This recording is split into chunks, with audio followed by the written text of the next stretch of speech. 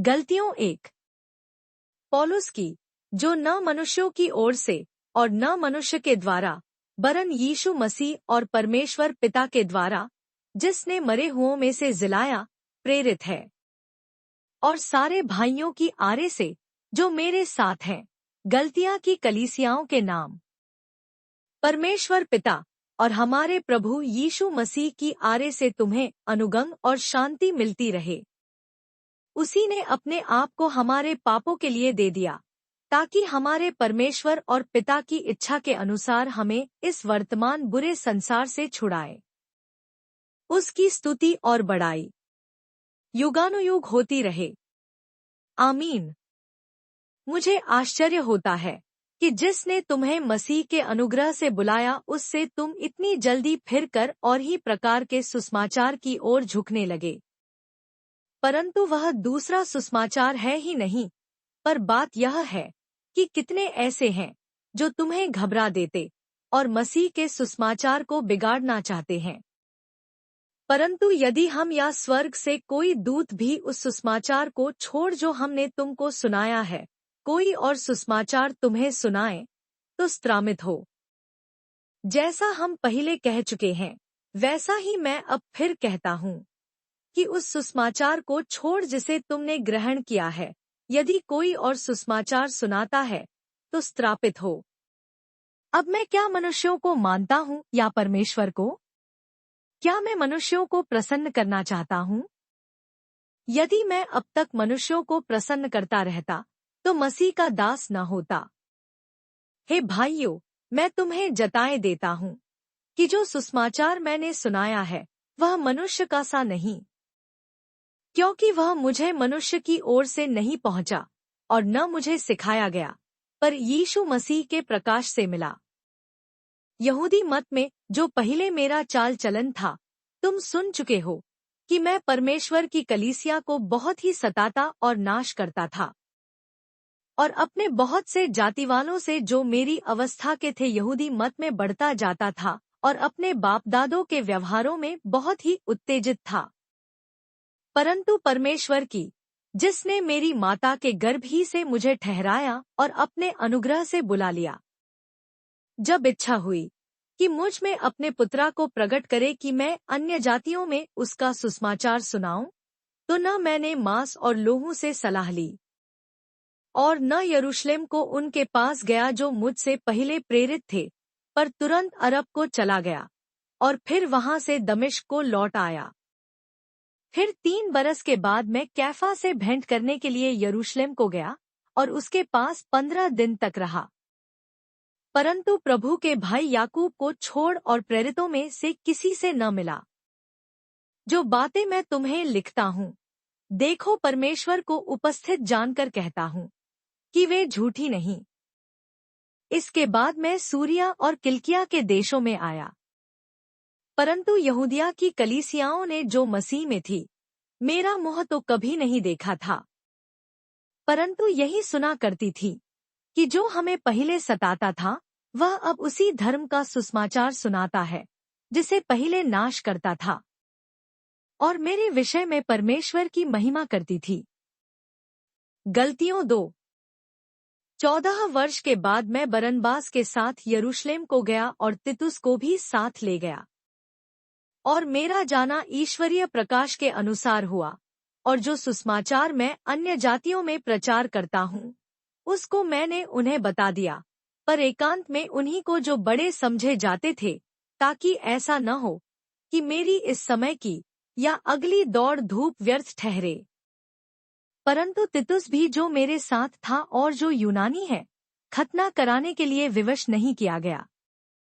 और यह उन झूठे भाइयों के कारण हुआ जो चोरी से घुस आए थे, कि उस स्वतंत्रता का जो मसीह यीशु में हमें मिली है, भेद लेकर हमें दास बनाए। उनके अधीन होना हमने एक घड़ी भर न माना, इसलिए कि सुसमाचार की सच्चाई तुम में बनी रहे। फिर जो लोग कुछ समझे जाते थे, वे चाहे कैसे ही थे, मुझे इससे कुछ काम नहीं। परमेश्वर किसी का पक्षपात नहीं करता। उनसे जो कुछ भी समझे जाते थे, मुझे कुछ भी नहीं प्राप्त हुआ।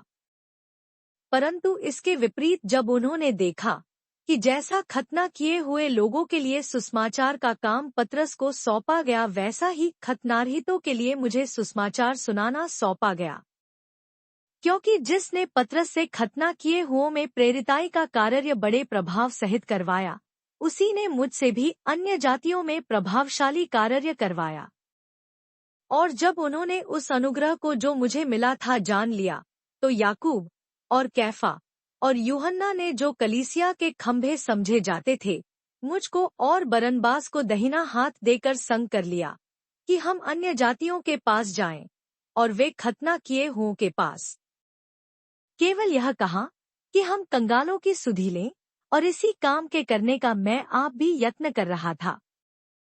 पर जब कैफा अंताकिया में आया तो मैंने उसके मुंह पर उसका सामना किया, क्योंकि वह दोषी ठहरा था। इसलिए कि याकूब की ओर से कितने लोगों के आने से पहले वह अन्य जातियों के साथ खाया करता था, परंतु जब वे आए तो खतना किए हुए लोगों के डर के मारे उनसे हट गया और किनारा करने लगा। और उसके साथ शेष यहूदियों ने भी कपट किया, यहाँ तक कि बरनबास भी उनके कपट में पड़ गया। पर जब मैंने देखा कि वे सुसमाचार की सच्चाई पर सीधी चाल नहीं चलते, तो मैंने सबके सामने कैफा से कहा कि जब तू यहूदी होकर अन्य जातियों की नाई चलता है और यहूदियों की नाई नहीं, तो तू अन्य जातियों को यहूदियों की नाई चलने को क्यों कहता है?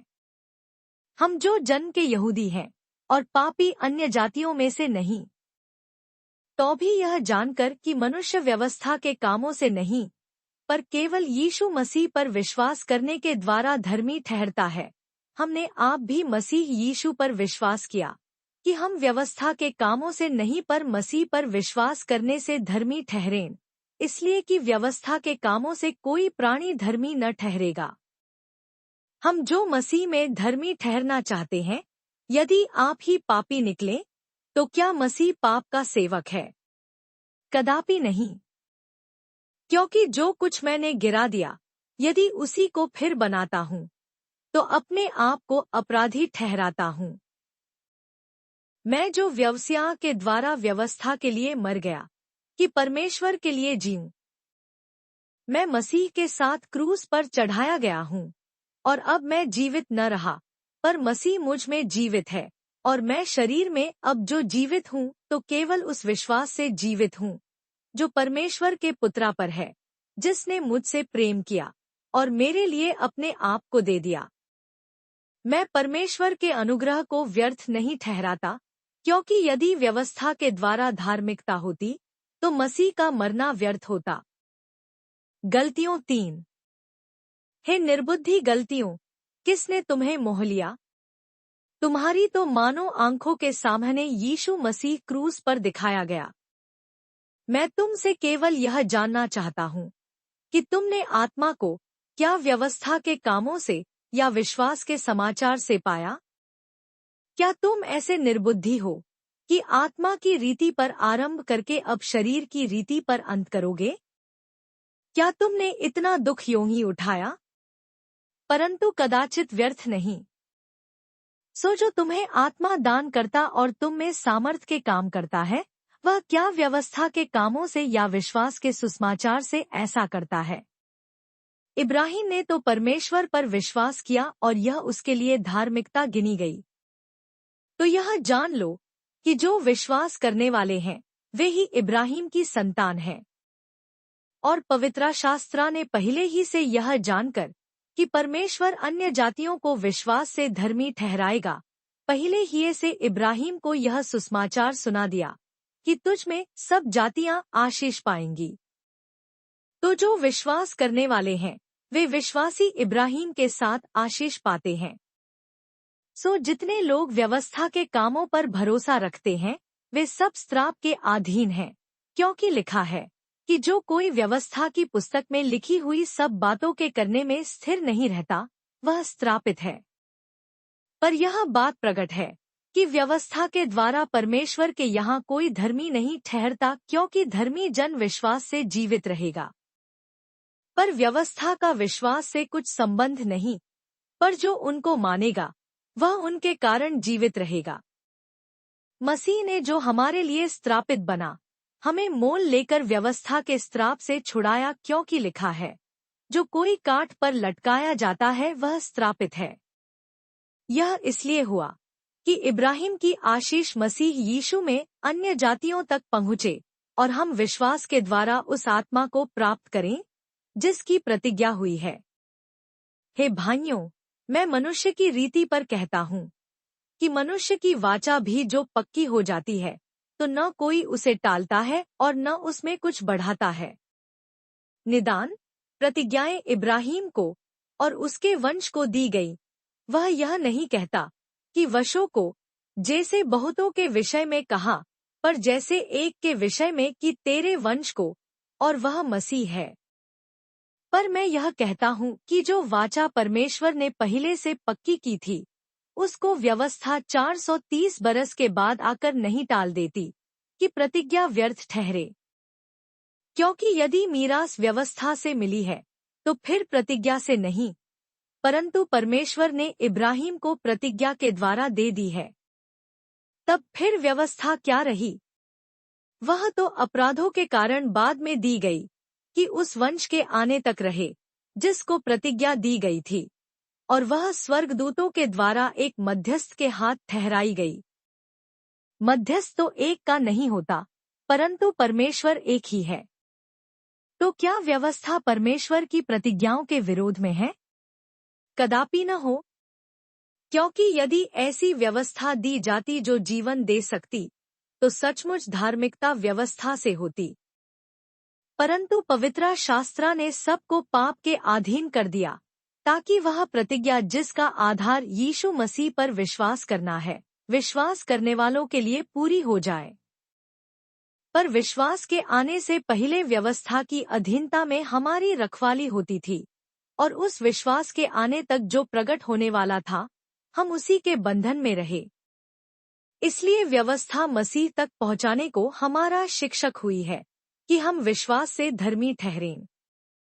परंतु जब विश्वास आ चुका तो हम अब शिक्षक के अधीन न रहे, क्योंकि तुम सब उस विश्वास करने के द्वारा जो मसीह यीशु पर है, परमेश्वर की संतान हो।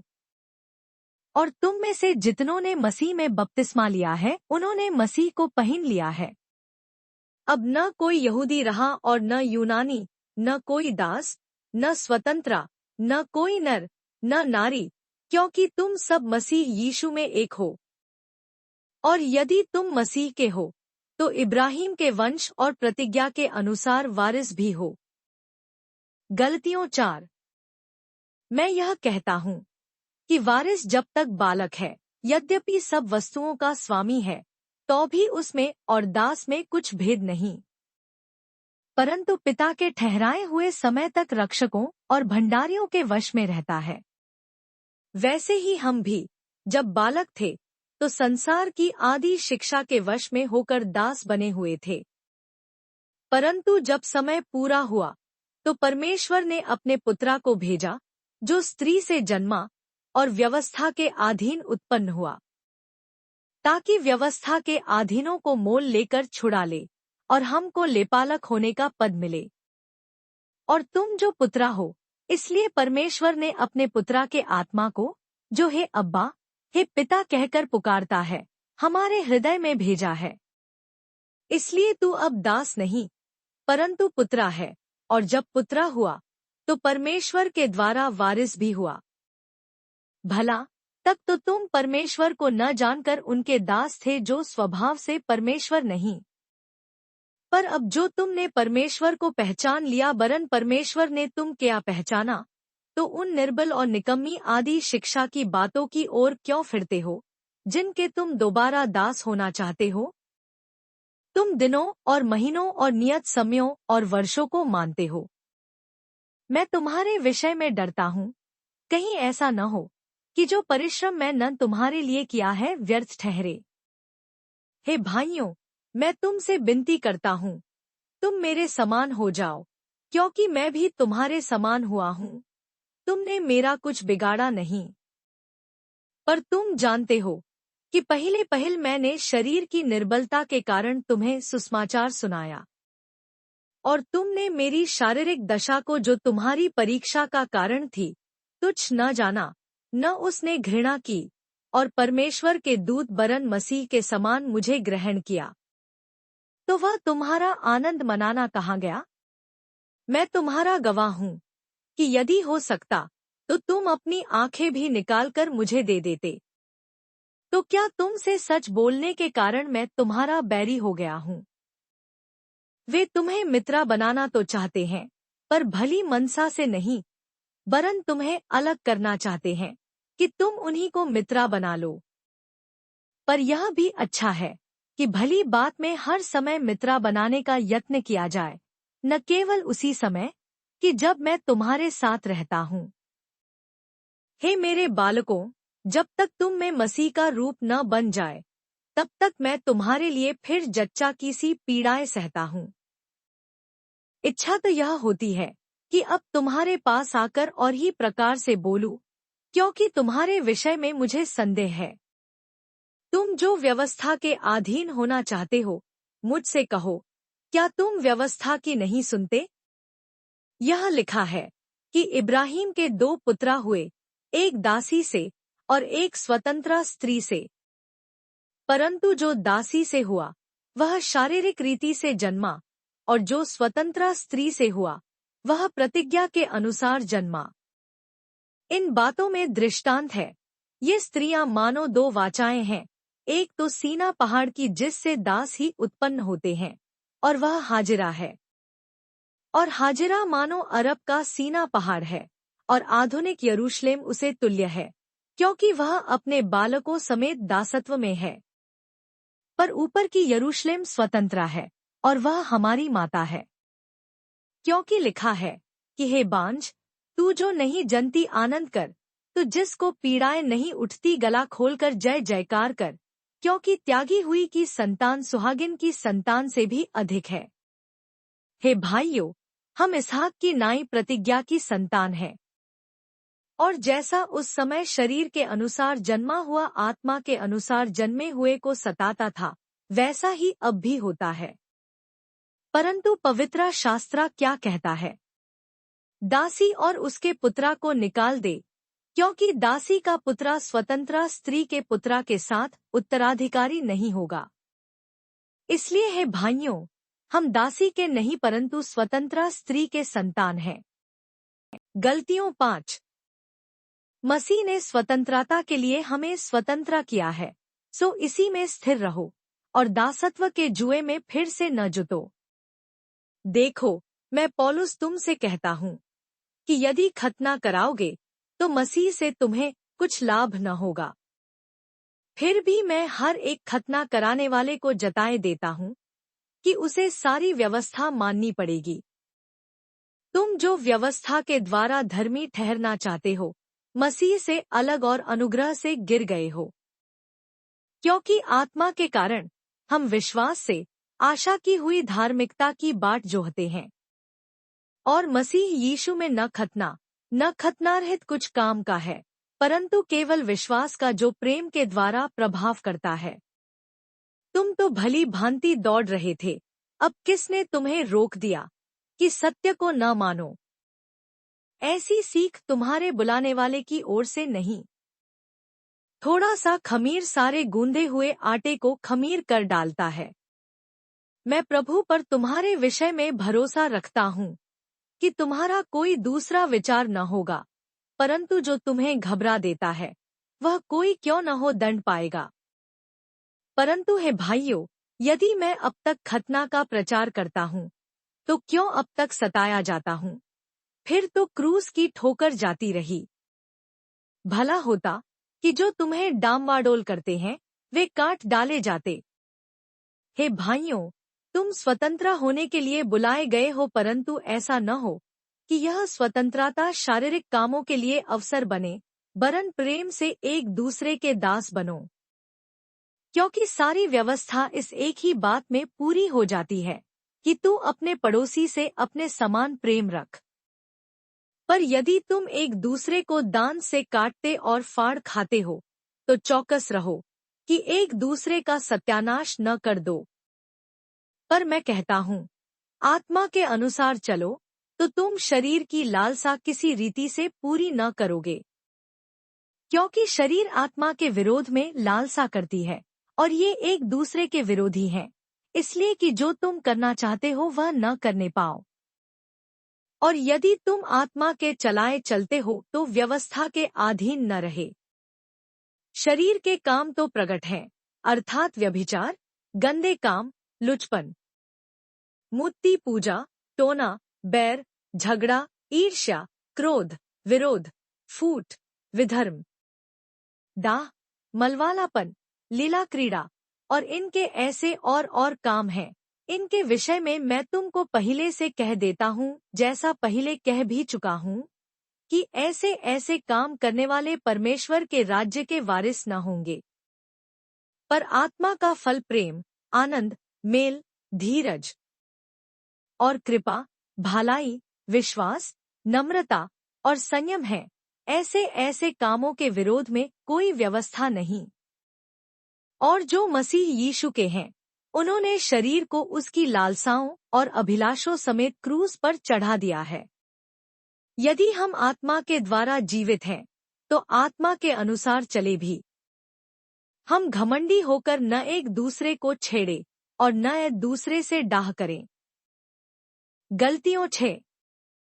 हे भाइयों, यदि कोई मनुष्य किसी अपराध में पकड़ा जाए, तो तुम जो आत्मिक जो नम्रता के साथ ऐसे को संभालो और अपनी भी चौकसी रखो कि तुम भी परीक्षा में न पड़ो। तुम एक दूसरे के भार उठाओ और इस प्रकार मसीह की व्यवस्था को पूरी करो। क्योंकि यदि कोई कुछ न होने पर भी अपने आप को कुछ समझता है, तो अपने आप को धोखा देता है। पर हर एक अपने ही काम को जांच ले, और तक दूसरे के विषय में नहीं परंतु अपने ही विषय में उसको घमंड करने का अवसर होगा। क्योंकि हर एक व्यक्ति अपना ही बोझ उठाएगा। जो वचन की शिक्षा पाता है, वह सब अच्छी वस्तुओं में सिखाने वाले को भागी करे। धोखा न खाओ, परमेश्वर ठट्ठों में नहीं उड़ाया जाता, क्योंकि मनुष्य जो कुछ बोता है वही काटेगा। क्योंकि जो अपने शरीर के लिए बोता है, वह शरीर के द्वारा विनाश की कटनी काटेगा, और जो आत्मा के लिए बोता है, वह आत्मा के द्वारा अनंत जीवन की कटनी काटेगा। हम भले काम करने में हियाव न छोड़े, क्योंकि यदि हम ढीले नहाएं, तो ठीक समय पर कटनी काटेंगे। इसलिए जहां तक अवसर मिले हम सब के साथ भलाई करें, विशेष करके विश्वासी भाइयों के साथ। देखो, मैंने कैसे बड़े बड़े अक्षरों में तुमको अपने हाथ से लिखा है। जितने लोग शारीरिक दिखव चाहते हैं, वे तुम्हारे खतना करवाने के लिए दबाव देते हैं, केवल इसलिए कि वे मसीह के क्रूस के कारण सताए न जाएं। क्योंकि खतना कराने वाले आप तो व्यवस्था पर नहीं चलते, पर तुम्हारा खतना कराना इसलिए चाहते हैं कि तुम्हारी शारीरिक दशा पर घमंड करें। पर ऐसा न हो कि मैं और किसी बात का घमंड करूं, केवल हमारे प्रभु यीशु मसीह के क्रूस का, जिसके द्वारा संसार मेरी दृष्टि में और मैं संसार की दृष्टि में क्रूस पर चढ़ाया गया हूँ। क्योंकि न खतना और न खतनारहित कुछ है, परंतु नई सृष्टि। और जितने इस नियम पर चलेंगे उन पर और परमेश्वर के इस्राएल पर शांति और दया होती रहे। आगे को कोई मुझे दुख न दे, क्योंकि मैं यीशु के दागों को अपनी देह में लिए फिरता हूँ। हे भाइयों, हमारे प्रभु यीशु मसीह का अनुग्रह तुम्हारी आत्मा के साथ रहे। आमीन।